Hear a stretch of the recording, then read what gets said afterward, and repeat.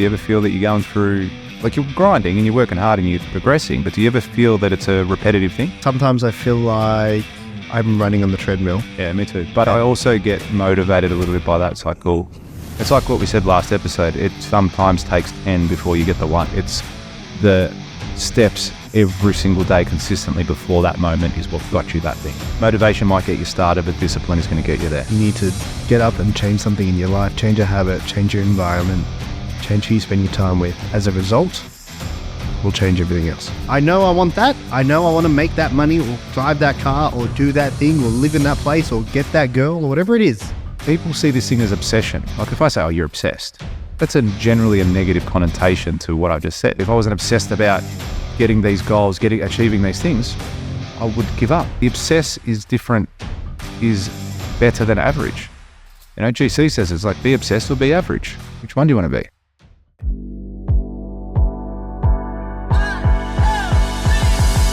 Here can people waste time? Oh, without a doubt. Vast majority of people would, for sure. Why? It's easy To waste time? in the short term. It'll probably have difficult consequences, but as a result, in the now, yeah. And they also think like time's finite. Yeah, it's not there forever, but people live like they're going to live forever. I put up this thing saying, find a way to visually... Did you see that post I shared? Which one? When I said best minute you can spend. You didn't see it? What's it about? I don't know. Time.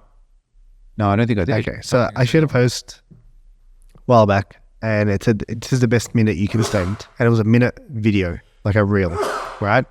And Pleasure. Thanks, mate. Thanks for that. bless you. And who sneezes on a podcast? I need to mix it up sometimes. Is this your first podcast? Yeah, I got nervous. So the video, who sneezes when they get nervous? The video gives you a visual concept of time. And it says like, this is your life. You know what I mean? It shows you a bunch of boxes. Yeah. And it allows you to visualize, because I think that's the problem. I think that we can't see time and we're really visual creatures.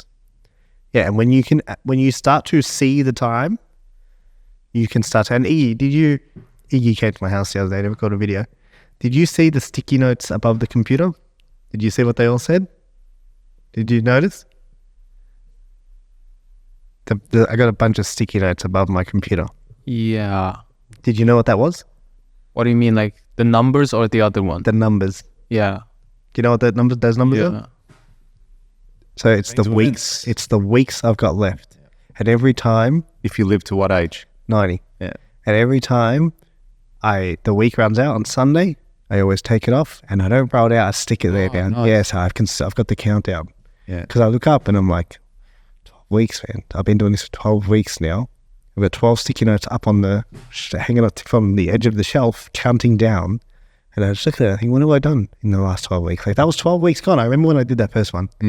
Before 75 hard. Or something around there. And I'm looking at it and I'm thinking, that's gone. That time's gone. Yeah. Or when you get to the end of a week, like now. No, not really. This is Wednesday. But when you get to the end of the week and then you're like, well, what did I get done this week?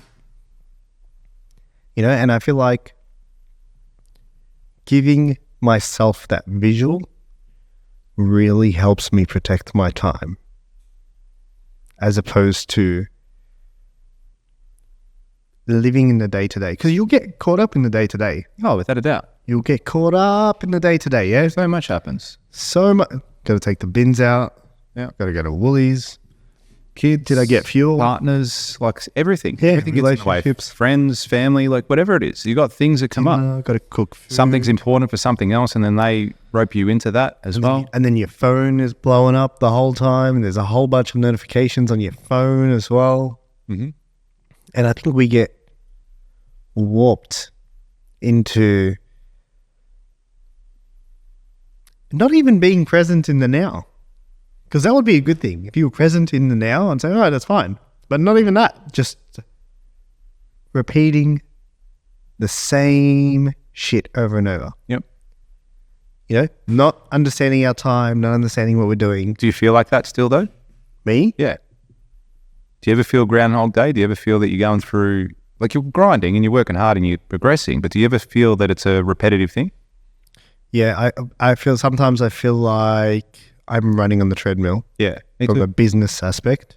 Yeah, sometimes I feel like I'm running on a treadmill. Yeah, me too. But I also get motivated a little bit by that cycle.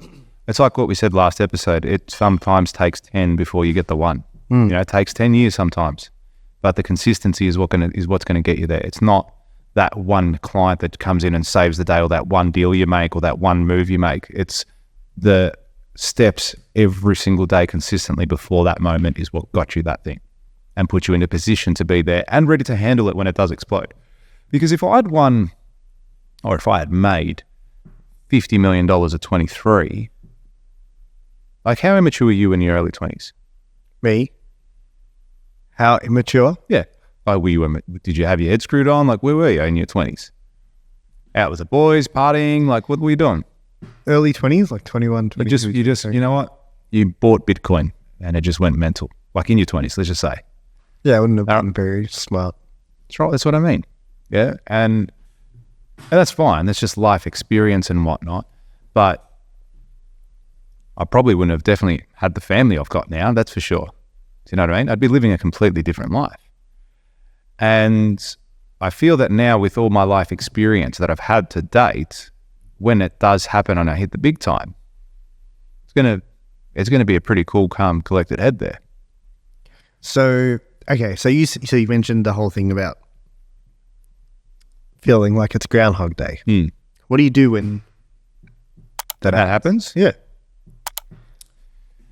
I think initially I'll be like, I can't, remember a little while ago I said I felt sorry for myself, that I hadn't had the things that I wanted yet. That's probably as a consequence of that. When I feel like I'm grinding but not moving forward in that right direction and going, there it is. Okay, breathing space, let's go. But then again, I bring myself back to that moment and go and realize the bigger picture and understand that my efforts compounding and understand that my efforts are moving in the right direction and I'm playing a bigger game. I'm still challenging myself. Do you know what I mean? Like it's construction company aside, the events side of things that we're doing is massive, right? People aren't playing in the circles that we're playing. Very few. Let's forget the top players that have been doing it for 15 plus years, and they're killing it. We're starting out and we're still giving it a fair nudge. And it's forcing me to level up even in my construction business because I have to. Because if I don't, things aren't going to get done. It's not going to move forward. We're not going to go in that right direction. But I keep my eye on the prize. I think that's what helps me. What's the greater purpose for it? I do enjoy the grind, but I'm keeping my eye on the prize, like what the goal is and where I want to go, what I want to do, how I want to affect everything and everyone around me. So that's probably my motivating factor, and really it just becomes push-ups. It's discipline. I know what needs to be done, so I just keep doing it. Even when I'm on the treadmill, I'm like, yep, cool. Tomorrow, doing the same thing again tomorrow. So, but how do you know it's going to get you where you want? I don't. What a beauty. So you do need to enjoy the process too. It's like the person that enjoys the journey is always going to work further than the person that's aiming for the destination. Yeah, it's a funny concept, huh? Yeah. I don't. I have an unwilling belief, right? But I can't say without certainty. Without doubt that I'm going to get there. But I see everything I'm doing and playing the bigger game, the education of myself, the risk taking. It can't not pay off. And I'm not going to give up. It's not like Conor McGregor says it too. It's like you've got to be a little bit crazy. You have to be. You got to be a little bit, people see this thing as obsession. Like if I say, you're obsessed, that's generally a negative connotation to what I just said. You being obsessed about. You're obsessed about work. You're obsessed about your wife. And if I wasn't obsessed with my wife, I never would have married her. I wouldn't have pursued that. I would have given up the first time I was rejected. Do you know what I mean? I would give up. If I wasn't obsessed about getting these goals, achieving these things, I would give up. If I'm not obsessed, the obsess is different, is better than average. You know, GC says it's like be obsessed or be average. Which one do you want to be?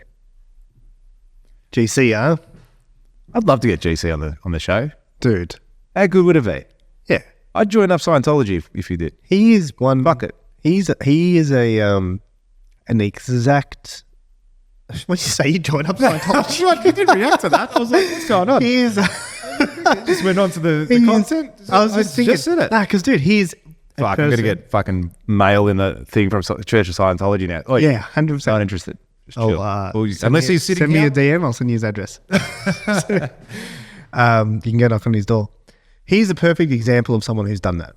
Yeah. You know what I mean? Because no one knew who he was when he was... Dude, when he was 50, no one knew who he was. Yes. Like, you know what I mean? This is a guy who peaked when he got to late 50s, early 60s. Consistency. He was going so hard for so long and he blew up. Yeah. Like, blew up, dude. Yeah. Absolutely blew up. Mm-hmm. I think it was 18 or 19 he came to Melbourne. I can't remember what it was. You're making noises. Yeah, but he's pumped. He was even 18, 19. He is not as big as he is no now. chance. No chance. Yeah. I had no idea who he was before I went to see Gary Vaynerchuk. A lot of people went to see Gary Vaynerchuk. Yeah, he'd blown up at that point. Yeah. He was there and I'm like, oh, who's this bloke? He's like, oh, you know, hot shot, blah, blah, blah. I ended up buying his business boot camp and going to Sydney and seeing him. Mad dog. Then I bought tickets to go to Vegas. That was cool. Yeah, it was. It was a good trip. Good trip. But you look at everything, even athletes, like you look at these people who are exceptional at what they do, they're obsessed. They live it, they breathe it. It's you know, he'll say, bringing this shit out. It's like success it's your duty. You know what I mean? You've got to do it. Do you know what I love that you said the other day? Usain Bolt didn't run the 100 meters to jump in a pool. Yeah. You said me that the other day. I started laughing. That was my favorite thing you've ever said. All right, you know what I like though? Because I do, you know, I feel like, especially, you know what, last few weeks, I've felt like, and I've even said it to you, I'm like, hey, I remember. I'm doing something wrong, dude. Like there's something somewhere we're doing wrong. Like, you know what I mean? Maybe not. Yeah, maybe not. But I like that I think like that because I'm not sleeping. Pay attention. Do you know what I mean? The fact that I've got my eye on the things that matter says to me like, hey, you paying attention, dude. You know what I mean? Because, hey, how many people fucking go year to year to year to year and then you're like, hey, have you made any more money? Like, no, but they're just living. Yeah. And it's like, and I always say this, you should always aim to make more money the next year. There is no reason why you shouldn't. You're actually losing if you don't make more money. Yeah. The cost of living goes up. If you don't make more money the next year, you're actually going backwards. You've actually lost. Someone's taken food off your plates. Yeah. If you don't make more money. That's the truth. You've actually got less. You need to understand that for what it is. Understand inflation, understand the economy, understand how it all works. Not to the deepest level, but have a basic understanding. There's actually a really good video on YouTube called How the Economy Machine Works by Ray Dalio, who's a multi-billionaire in the US. Owns the biggest privately owned hedge fund, or did. I don't know if he still owns it. And he wrote a great book called Principles, and there's a 30-minute YouTube video which will give you a basic understanding of how the economy works. Really, really, really good video. I've watched it like 6 times. Still don't understand it. Yeah. But it gives you a high-level fundamental thing. But yeah, I like the fact that I look at that and I say, okay, cool. You know, yes, I do feel like I'm running on the treadmill. Yes, I do feel like this, or I do feel like that. What should someone do who feels like that, who maybe isn't connected to where they want to be, or, you know what I mean?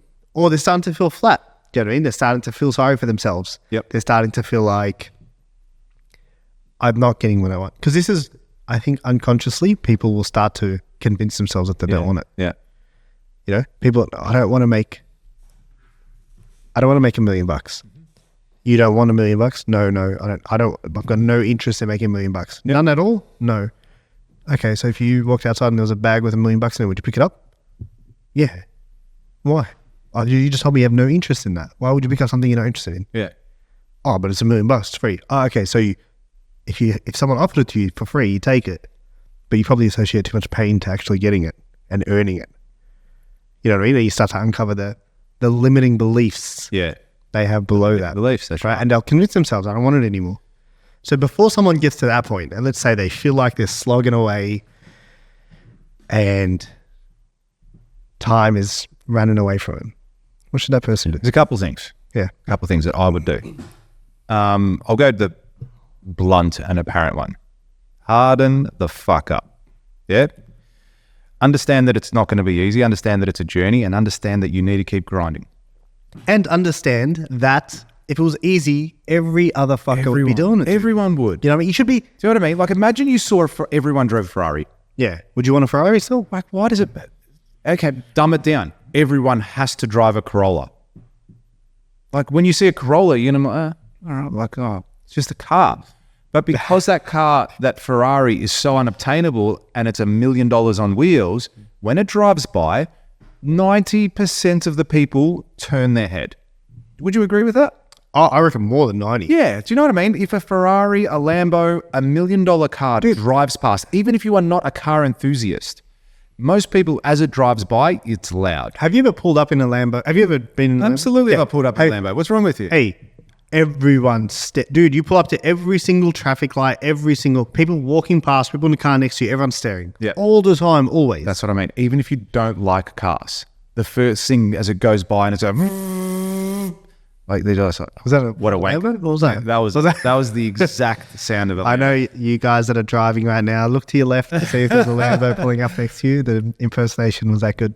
Even if people don't like the car, they're like, oh, so loud. What a wanker. It's so loud. Why does it need to be that loud? Do you know what I mean? It always turns heads. Yeah. It's The reason is because it's so unobtainable. Like, you got to do the things. That guy that's driving that car did the things, and we're at where you are right now at some stage. Yeah. At some stage. Here's the next thing. If you are a laborer and you're working hard and you're working day in and your day out, and you're like, I'm not getting anywhere. Yes, you working harder for the next 10 years as a laborer isn't going to get you that car. So have some self-awareness of what you're doing. Okay, because hard work doesn't mean you're going to get the reward at the end of the day. You've got to be doing things differently as well.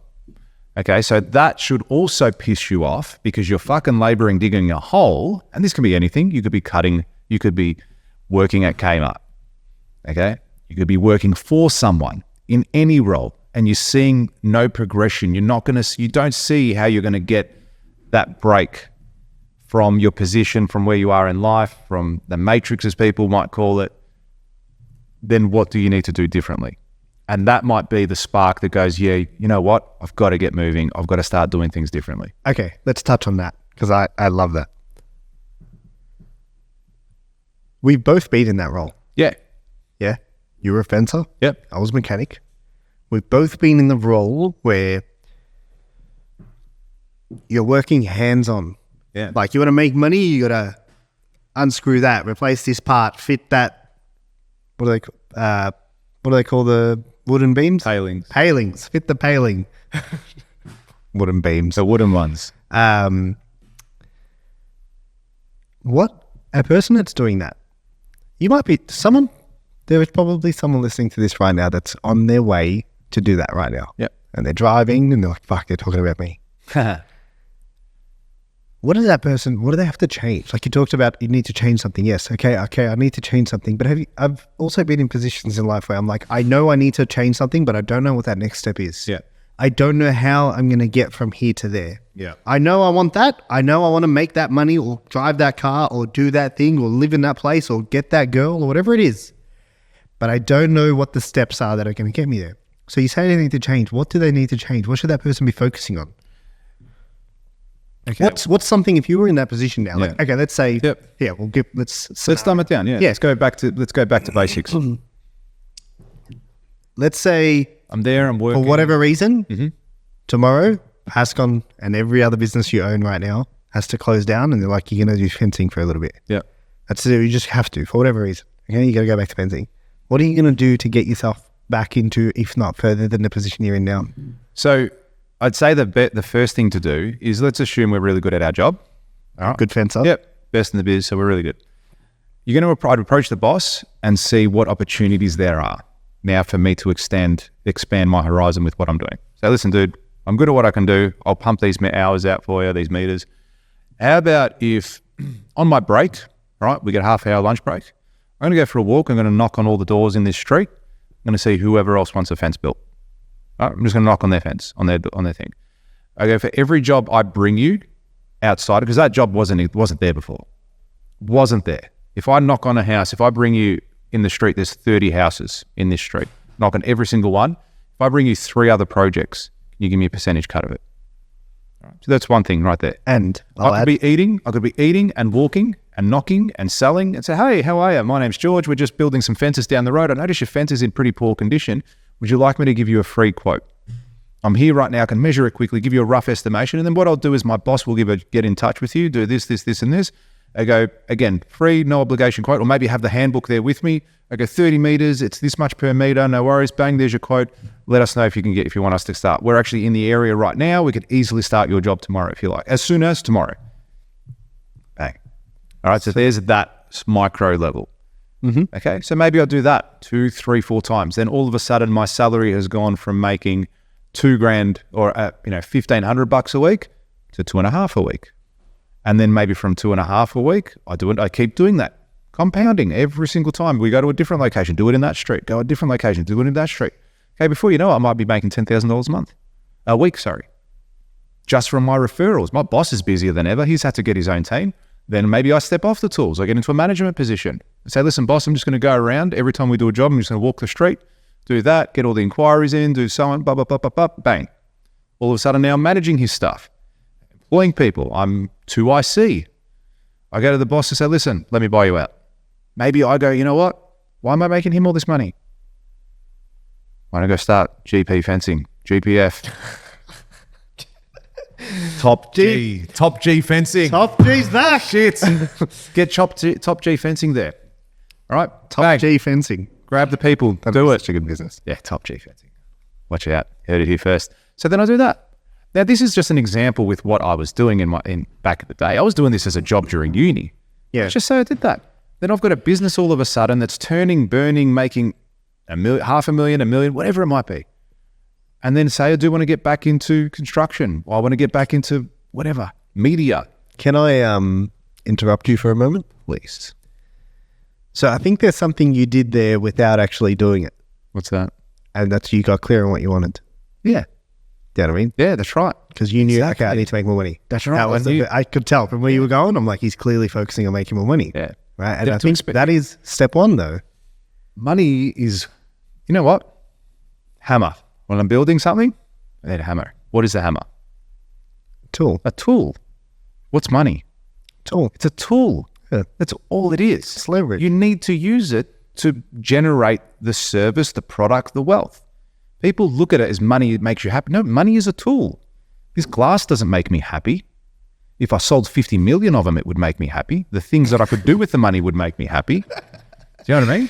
Yeah. But like, you're right. Money is a tool. It's just a tool. And I think people don't look at it like that. They look at it as 100%. Yeah. People don't look at money as a tool. They look at it as, oh, this is the thing that's going to give me happiness. But I think that comes down to having a bad psychology around it, in the sense of this is scarce. Yes. Well, because you only like things that are scarce. Yeah. Right. Like if there was money everywhere, does anyone go pick up leaves off the ground and say, dude, this is sick? Yeah. No one.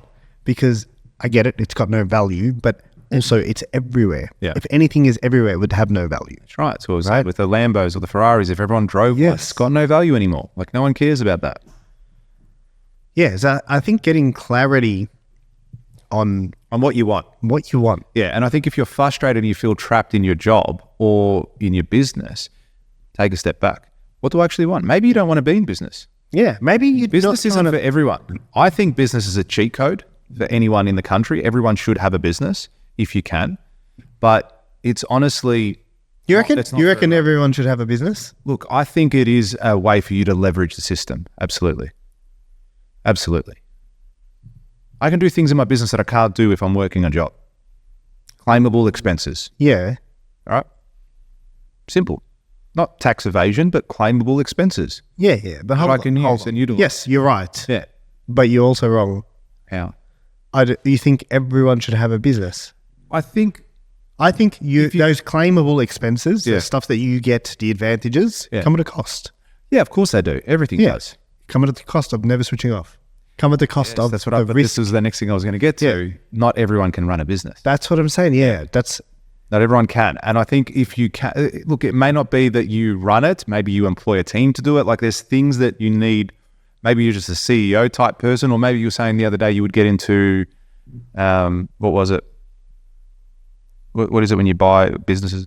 private equity. Private equity. Yeah. Maybe you do something like that. Leverage something somehow, your skill set, your knowledge to benefit you in some sort of way. Because everyone has a skill set that they could turn into a business. Really. If you think about it. I think that's the danger that people make. What, with getting into business? Yeah, they use the skill set. Correct. They aren't the skills that got you to where you are aren't the skills that you need to get you where you need to be. 100%. Without a doubt. Like I couldn't agree more with Yeah. that. Couldn't agree more with that. And I think a lot of people do find themselves in that trap. And builders is a perfect example. Because I'd say 90% of the builders that I coach and mentor have that mindset. It's like, I'm the best builder. I'm an exceptional builder. They physically build shit with their hands, with their tools, with everything. And they don't ever get out of that space. No, the day you get your license, you are no longer a builder. That's it. You quit building. That is for other people now. Now you're here to run a business. That's the difference. Yeah, I think if you can. Like I would encourage my children to get into business of some sort. They have a lot of backing now from me because when I say backing from a knowledge base, I think that's really powerful that I can help guide them in that right direction. Wouldn't that be a sick thing though? Like okay, I don't have kids, but from my perspective, I think it would be the greatest thing to watch your son run a business and just be like his advisor. Yeah. Do you know what I mean? And he only comes to you when shit's like, hey, this is what's happening, or can you check out this deal? Or, and you're just like, absolutely. This is shit. Shit deal, bro. This shit. Get rid of it. Get out of here, it's disgrace. Yeah. Girl in the red dress. Yeah. Oh, the girl in the red dress. Yeah. It's just a distraction, right? Distraction. Yeah, so I would like that. I wouldn't necessarily want him or my daughter to be a builder. Yeah, wouldn't want him to take over the family business. I just know what's involved in this space and what it costs and what it is. This is what I do now. This is my thing. I'm good at it, and I'll continue to do it. But I know it's a hard slog, and there's easier ways to get success and money. If they love doing it, by all means, go for it. Give it a crack. But I like the idea of them getting into business because I think there's a lot of opportunities there. A lot of opportunities, especially when you're really good at it. When you're really good at it, the game stops becoming what you just said. It stops becoming your skill and it starts becoming business, no matter what it is. Like you could apply, last episode we spoke about the fundamental things you need to run a successful business. Like these things are applicable across every single industry, no matter what you do, no matter what size you are at. There's only, I guess, as a human, not breaking down the skills to that level, but there's only a few things you can bring to a business. Like what? You either bring experience, so like knowledge, or you bring money, like you can fund it, or you bring a network, like you have connections that will allow you to get into doors that will. I think that's one of the most underrated things, network. Dude, you just have to have a couple of good connections in, like, I'll give you an example. I was speaking to someone, Legacy Media. I met up with a client a few weeks back now, and he has an in with a big wholesaler. Yeah. Big. Everyone would know this brand. And I'm looking at trying to structure a deal with them to get in to do the media work for them, like to do all the content, everything. And it's like, that's just one connection. Yeah, just one. That could change everything. What about earlier in the year, there was a contractor, I'll be vague, but they were doing some work for someone very well known. And you were going to do the content for them, which would have allowed a connection with them as well. So it was Jordan Peterson. Yes. You know what I mean? And then this is what I'm saying, that sometimes it takes the one the one thing, right? All this work that you're grinding, that you're doing, that everything's leading up to it allowed you the opportunity to be standing in front of this contractor who knows Jordan Peterson. You go in there, do the footage for him. He likes it so much. It's like, wow, that was amazing. I'm actually coming back here in Melbourne to do XYZ. Would you mind filming it for me? You know what? I'm going to UK this week. Can you and your crew come and film? Absolutely. Like imagine the connection. Would you go to the UK? Yeah. Film? All expenses paid.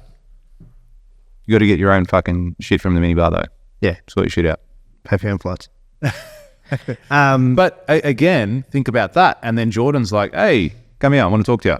So by the way, first of all, how do I get onto the $1 Million a Day podcast? I said, listen, Yeah, relax. We'll get in. Yeah. Relax. One step Get at in a time. line.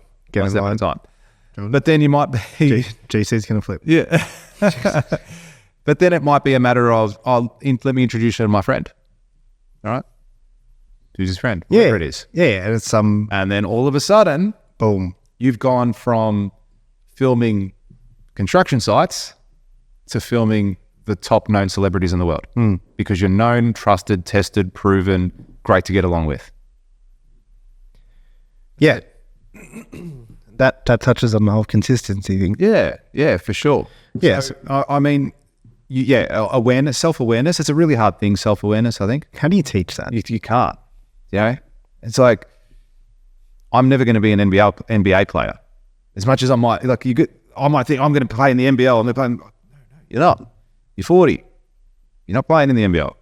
I know someone who thinks they are so good at things and they are so bad. Yeah. That's delusional. It's actually delusion, dude. Like the sort of person to say like, that's basketball as the example. Yeah. I'm going to drop 50 this game. Yeah. Doing, and then you'll be like, 50 must be good. Yeah. Like, and then you watch him, and it's like, Yeah. and it's like, won't even score. You're like, where's the 50, man? Yeah. Like, what happened? Just give me 2. Yeah, like, you know what I mean? Give me a basket. Like, what happened? How did you? I guess that is delusion, huh? It has to be, man. Like, okay, you want to say, oh, I see it, I believe it, I manifest it, I will do this. Okay, it's great, but it gets to a point where it's not going to be that. If you're 4'0" and you can't score and you're not very fit and you weigh 300 kilos, you're not playing the NBA. You know what I mean? 4 foot, 300 kilos. That's a wide That's person. a big guy. I was like, yeah. Or girl. But you're not going to be playing basketball. Yeah. But let's say you're really fit. Let's say you're great skills.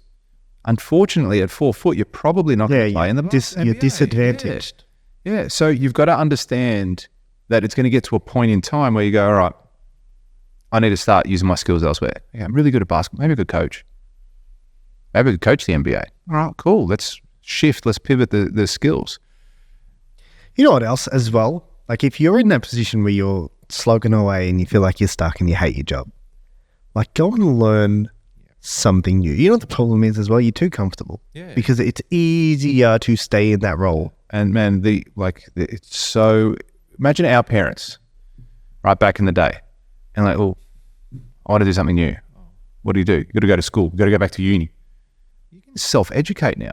Just open up Google or YouTube and go, how do I do this? How do I do this?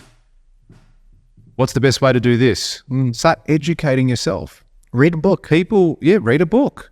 It's not fucking that hard anymore. It does take effort, but the information is easily accessible for you to come in and do anything like that. And COVID exposed that in a good way. COVID forced people to think, okay, now this is how I've got to operate. It's like, I've been employing someone of late, or going through that employment process, and I've had 180 applicants for this job. You have? Yeah, 180 applicants. From And it's from LinkedIn. Yeah. Wow, look at that. That's powerful, man. It was actually really good. That's I mean, powerful. I've built- Did you pay for it? Yeah, paid. Paid? Yeah, I did pay for it. Yeah. The first time, Worth it. How much time around it did. How much was it? It was like $70 a day. Oh, that's so worth it, dude. What What do you run it for? A week? I spent 2 weeks? I spent $500. Yeah, so worth it, dude. Cost you more than that to do a Seek ad. Man, it cost me more to get a recruiter to do it. It cost me 10%, 15% to get a recruiter of the salary, annual salary. of the annual salary. For the first year only. Yeah, first year only. if they stay on though. If they stay on after 3 months, most of the time. Yeah. But I mean, look, recruiting sucks. Like I'm not a fan. I'm not a fan. That's why it became a role. Yeah, but in saying that, the problem is, it's not the problem. You still have to interview people. It's not like the recruiter does everything for you. Yeah, but the whole thing that the recruiter's supposed to do is filter the Filter the crap. 95% and bring you and say, here. Yeah. Like, it's like, you can get a personal chef. They can't eat for you, bro. Yeah. But I could, You know what I mean? Like, I felt that the process that I was going through, I could still filter a fair bit of the crap. So my point was I had 180 applicants. 30 of them got through. That's a lot still. Yeah, and then from there, I filtered out a lot too. I rejected a lot out of that as well. Based on what? There's a couple things. Should I say this? Yeah, I don't give a fuck. What? I didn't want a guy in this role. It was a PA role. Yeah. Yeah, that's fair enough. I didn't want a guy doing that role. Do guys apply for that? Sorry? Guys apply for PA roles? Yeah. I had quite a few guys apply for it. I don't know if that's sexist. I don't give a shit. Whatever. Why would you not want to go? For it. Why I didn't? I don't know. I think it was more, I wanted someone friendly because they'll be sitting at front of desk as well. So I did want someone friendly and inviting. I also wanted them from a strategic point of view when they're at the back of the room. I think for the role as well, I wanted someone that was really well organized. I was looking for an EAPA type person. And I think their skill set would have been better from the female perspective because they're also, so female are more interested in like those emotional connections. So I wanted that with the team. I wanted that with clients, contractors, a whole range of people that, because they're going to be my right-hand person, you know. I'll bring them to meetings. Hey, can you sort this out? Can you do this? Can you speak with this person? And so on and so forth. So I did want a female in that role. So that was the first thing I did. But then further to that, I discounted any students. So I had a lot of students apply for the role. So as soon as it said RMIT too student, young. Yeah. Yeah. I wanted someone with some experience. And I didn't want, this isn't your first job. Like I don't want to coach. All right. So I was like, got rid of all of them. And then on top of that, I was looking for experience, not necessarily in my field, like in construction. That there was probably 2 girls I think that applied that were in the field. I was actually just looking for someone that was going to help me go to the next level in that space. So yeah, it was a good process. It was an all right process in that regard because it filtered everything for me. And but I still had to I did about 12 to 15 interviews, something like that. And I narrowed it down last night to 2. And then I've verbally offered the job to someone. So pending their second interview, if it falls to crap and they're a freak, then I'll call the other person up. But yeah, so where we're going with that? We're talking about... I don't know how you got onto the job roles thing. Yeah, we're talking about recruiting and moving, or was it? Anyway, doesn't matter. Oh, so it was changing, like educating yourself, all that sort of jazz. Yeah, but what did you touch on the whole? I think I just went on a tangent. You had 180 applications? Yeah, went on a tangent or something. I can't remember. 180. But I think I just said recruiting sucked, and that's how we got onto it. But yeah, self-educating, right? And if you need to do that to get out of the rut, to get out of the space that you're at, then you need to do it. Sometimes you have to take a step back to take a step forward as well. Like I get so many people messaging me saying, oh, I really want to be a builder. How do I do it? I'm like, yeah, cool. Just get educated and then go and work 10 years, get 10 years worth of work experience before you apply for your license. Oh, is there a quicker way? No, do the fucking work.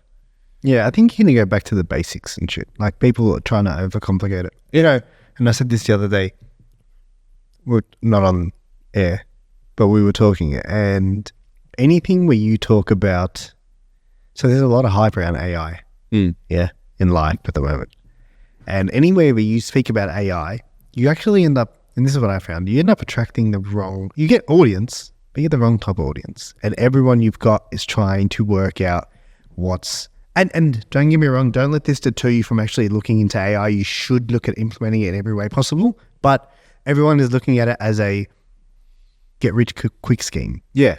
Okay, what can I do? They're the people that they're getting attracted to it. Yeah, because they think there's so much hype around it.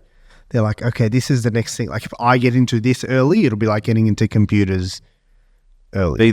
Be the creator, not the consumer. Yeah, but they also don't, this is what I found. They're not the people who are going to make moves. Yes. Yeah. We did a free event recently as well. And you got a decent turnout. You got a great registration. I think you had close to 400 people register or something for the event. About 250. Regardless, 250. And then you had a good show rate. But even of the people that were there, they didn't pay for it to be there. It's like they were looking for a quick hit. Yeah. And so I can go, let me learn about this marketing so I can implement it. And then I even said at one point, be honest. I said, be honest here. Put your hand up if you wouldn't have come here if it was paid. yeah. And more than half the room put their hand up. So there you go. And I guarantee you, a bunch of people wouldn't have put their hand up even though they wouldn't have come. Yeah. Do you know what I mean? They just like, it's a shameful thing. Yeah. Yeah. Yeah, Do you know what I exactly. mean? Oh, exactly right. Do you know what I mean? Yeah. I didn't wanna- I'm not going to put my hand up. Look Yeah, like a I don't tight want to ass. tie it. Yeah, exactly. But invest in yourself. That's right. I mean, they invested time. You know, they're never getting that back.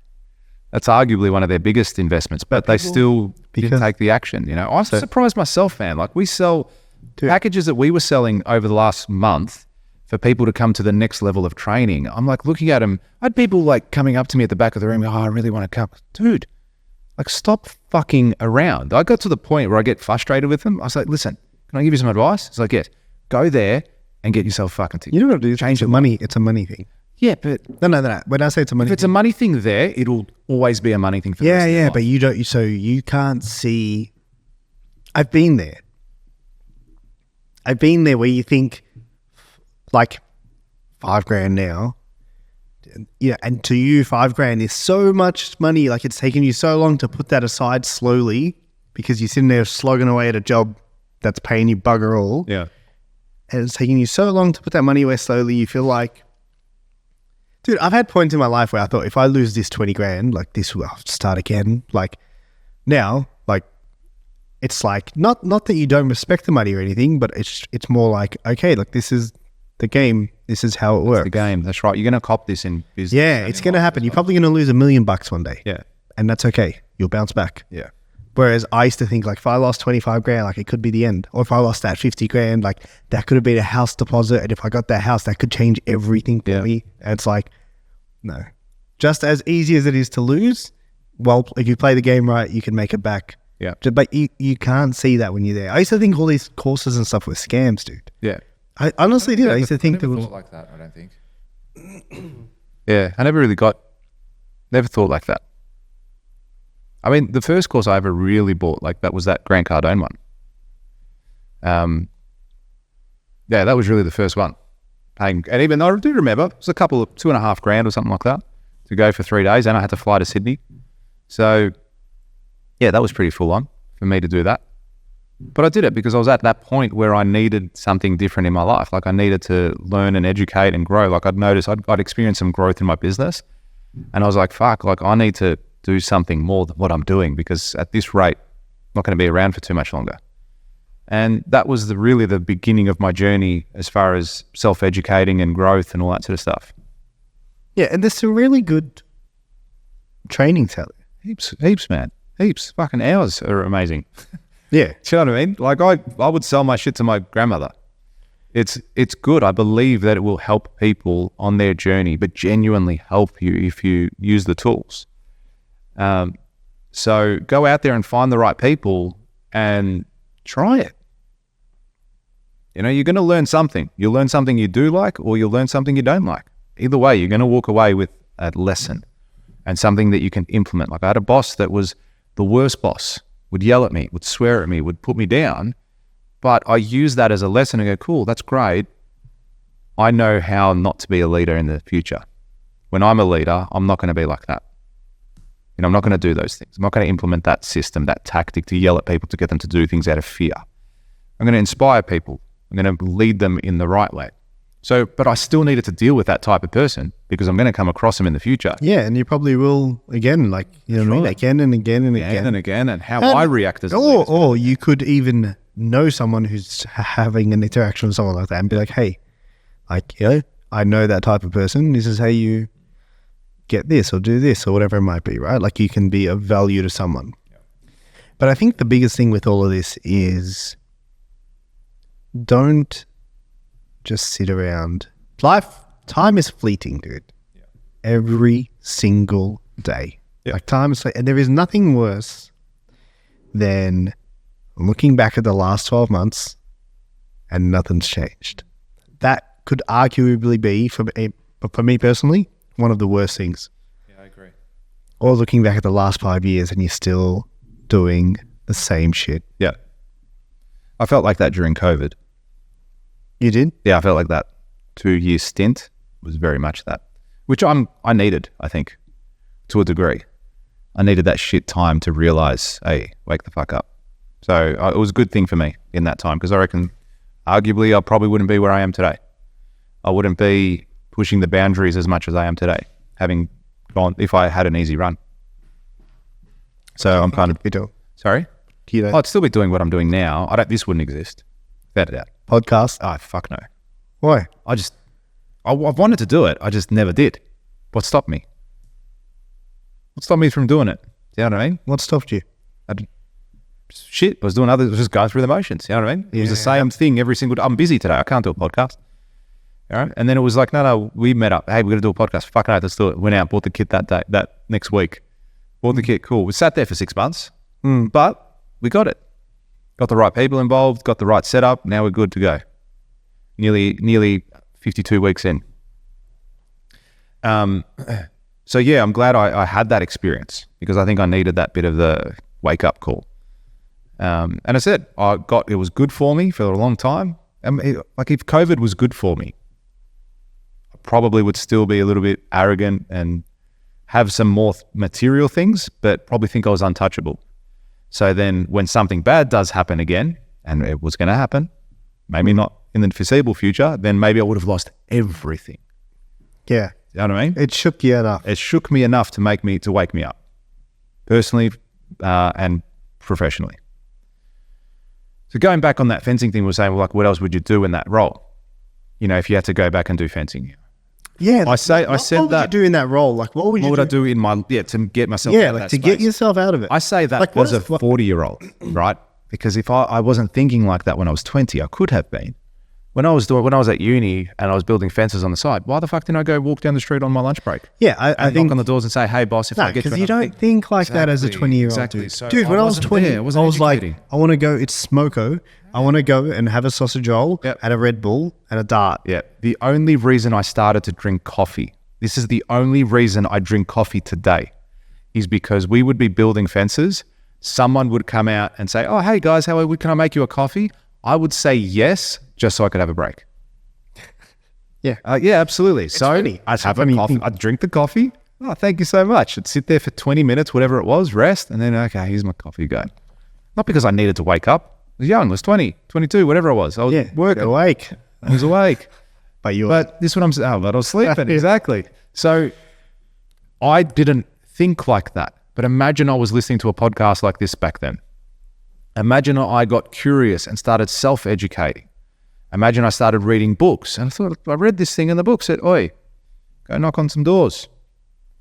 Dude, I think reading is just chic. You know, if I had to give myself, if I had to start again and I was going to share like few habits, reading would 1000% be one of them. Yeah. Well, I've got kids and I want to get them, they're reading kids' books. My son's getting old enough now where I want to try and see what book I could introduce into his repertoire. Do you know what I mean? Yeah. I want to see what type of book, like it's going to be hard for him to read Think and Grow Rich. You know what I mean? But why? I don't think he would comprehend some of the ideas at the moment. And so what? You think we don't read books now and not comprehend everything? No, I don't want to start him there. I don't want to put him off it. All right. So I've got to get a book. I've got to try to find a book that I think will be suitable for where he's at in his life right now. So point him thinking about some of that stuff. Why? But not that, I'm just thinking that particular book, I think it's not an easiest read for him. Not that he's actually excellent at reading, but I just don't know if that's the right one to start him off. Yeah, I reckon... Do you have a library at home? I mean, I've got a bookshelf. Like, what do you mean library? You mean like... Do I need a ladder? Like a room? A ladder? Yeah, like an area that provides anybody to just read. I mean, I've got the shelf that people could go and get it, but yeah, no, nothing specific like that, like you're saying. Is there like anything blocking him, like from starting to read from that bookshelf? Yeah. Is it the a PlayStation? basketball thing, like a hoops thing. Yeah, that's what I mean. 10-year-old kid has got so many more things to do in this day and age. I know, that's on me. But I think you got to do like the Patrick Bet-David thing. That's what I want to do.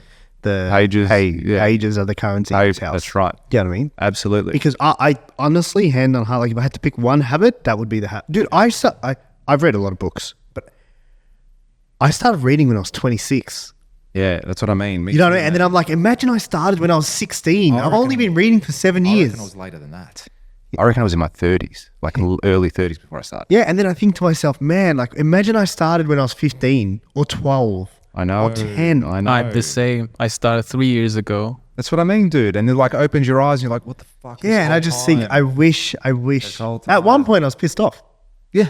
I was pissed off at my parents. I was like, Yeah, you guys didn't my dad do. too. My dad too. I said Why that too. did no one tell me this? Yeah. Do you know what I mean? At one point, I was pissed. And now he understand that they did the best they could at the time. Like, it was a different life, right? But it's like, if I had to give myself one cheat code, man, like think about this. Most authors write 1 or 2 books. Yeah, most. And then there's few that have 6 or 7 books. Yeah. But most authors generally write 1, maybe 2 backs. That person is sharing, most of the time, it's years of knowledge. Yeah. A That lifetime they're of putting knowledge. into 200 pages. 200 pages. And it's like, you can go and read this thing, and if you spend some time, you can read it in a week. You can. You just got to dedicate Absolutely. time. You got to allow time. It's not going to happen. It's not going to fall into your life. You got to block time out and do What's it. a book? 5 hours? 4, 5 hours? Something like that? Yeah, well, Depending how the big best it is. way to know is download on Audible. Yeah, It'll that's take what I someone to read it. Probably an And it's like- average of 9 hours. Yeah, okay, Is that call it big? 9 hours. Okay. So an hour An hour a a day. day. Yeah, you can have it done in 9 days. And that is in 1x That is, speed. and that is talking the book, not reading fast. Yeah. You read faster than you can speak. Yes, Yeah? correct. You do. Correct. And I think we speak at between 80 and 120 words per minute. Yeah. You can, average reader is about 150. Average reader. You learn how to speed read, you can read between 400 and 1,000 words a minute. Yeah. Yeah, and I think that's the biggest cheat code, man. I think doing that and going and learning, that will be the one thing that expands your mind. It gets you out of the position that you're stuck in where you feel like you're wasting time and you're doing all that. Without a doubt. Reading book could be a habit. Well, it is a habit. Like Yeah. even when you're starting, that might be like a good starting point for your kid, actually. I reckon. Well, he reads books. He reads fictional books at the moment. So he is reading, which is good. I just want to get that more in a level of education, So give it- self-development. Can I recommend a book? Oh, 100%. 5 please. a.m. Club. Yeah, cool. It's a story. Yeah, Have you read it? No, I've got it. I've actually got the book at home. It's a story. Yeah, So and it's like there's the characters. Go-Giver. Oh yeah, that's and another good book. The Go-Giver. The Richest Man in Babylon. Have you read that? I haven't read. That's a good book too. But that's similar thing. It's a story. The Go-Giver's a good one, though. Yeah. Yeah, that's another one you could give to him, and he could just read it. There's also another one. I haven't read it, but Patrick Bet-David talks about it, and he says his son's read it, and it's called Atlas Shrugged. Yeah, right. You know what? That is a thick book. It's a thick book, yeah, but it's apparently a really good book. Thick as the Bible, man. Yeah, And it's got Have you read it? everything. Yeah, I've read it. It's a Oh. good damn book. I actually told you guys on one of the podcasts. It's about trains. I literally said that Dude, on the it's podcast. it's one of the most bizarre. I think a guy has the key to something and stops everything, or something along those lines. So it's about capitalism and trains. Yeah, bad. Pretty much it. Oh, I Apparently heard Patrick really- David talk about it. Apparently really good, but he says his son's read it. That's what I Yeah, was and then he goes, he came into him and said, Dad, we've got to go make money. We're capitalists. We've got to go out and make some money. Like, and he went out and did something. It's got everything like sex, love, trains, capitalism. What else? What else do you need? What else do you need? Again, back to the fencing. You know what else I would do? This is one thing I would definitely do without a doubt. So I would knock on every single door. Every single door. And even if they weren't home, I'd leave a note. And you know what I'd say to every single person in that street when I was building their fence down the road? I'd tell them to subscribe to this channel. I did not see it. You did not see it coming. You did not see it coming. Dude, I was thinking, He's gonna what's he give going to this tell one them? this What would I write on a knowledge note? I would write that I've prepared a quote. Please call me to discuss. Please call me to discuss. I would say subscribe to the channel or I will be back tomorrow. So every single person in that street would then be a new follower and listener to the show, which would improve their lives, which would then help us in our journey of improving other people's lives. Yeah. Also, we haven't actually given a shout out to our sponsor for this week. So last episode, we mentioned to the greater public that, hey, fill in the application form that Robby has very kindly put in the show notes and tell us why we should give your company a shout out. And today we're going to give a shout out to Melbourne Tippers and Plant Hire. So Melbourne Tippers and Plant Hire, they are your plant and spoil removal specialists. They offer spoil removal and disposal, plant and machinery hire, contaminated soil disposal, which is actually quite a pain in the ass for anyone that's ever done that before. Also, recently offering demolition services. So it can be a bit of a one-stop shop. So any builder, bulk earthwork company, and or just if you need some soil removed or plant hired, they are the people to speak to. So by all means, yeah, great website. So a client of yours, at Legacy, great website that you built there for them, and also a client of mine at Builder Elite. So And Dorothy.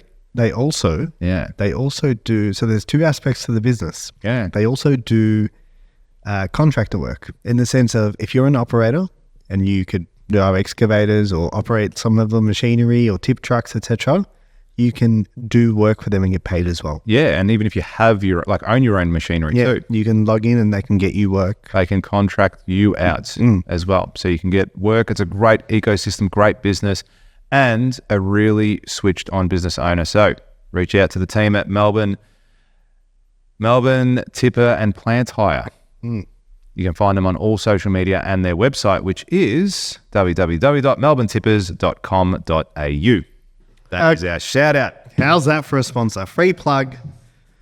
I can't wait to hear what comes of that. It's so good. So good. So yeah, I was definitely going to get everyone to subscribe in that street. Hopefully the streets around as well will subscribe to the channel. And fill out the plug form. Yeah, that's our Link first in one. the description. That's our first Just one. heard a business get plugged. You can be the next one, or the one after that, or the one after that. Yeah, and there's only two ways. There's only two ways to know if it's going to happen.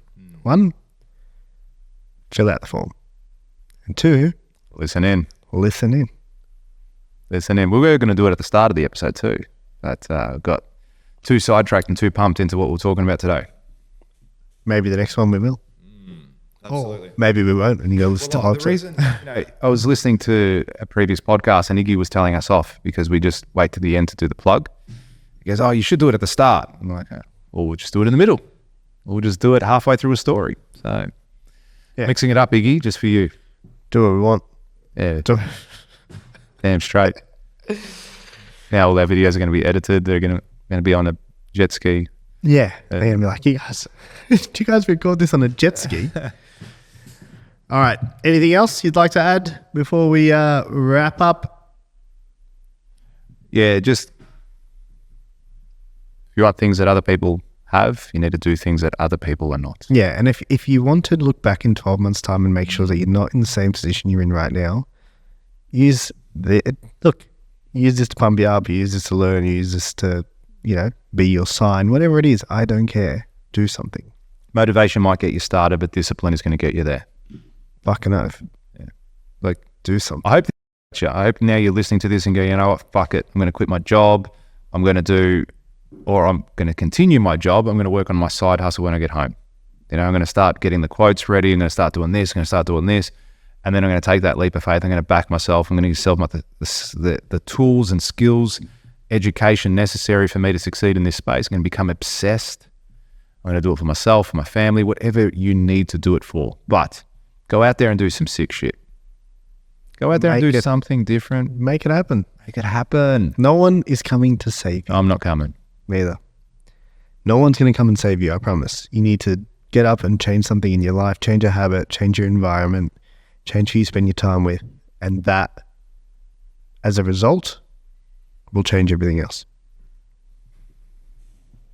Cool. I don't even want to talk anymore. That's it. Just beep. That's it. All right. Thanks again, guys. Thanks for tuning in. We'll be back next week with another episode. We look forward to seeing you then. See you next week. Hope you have $1 million week until then. Thanks, guys.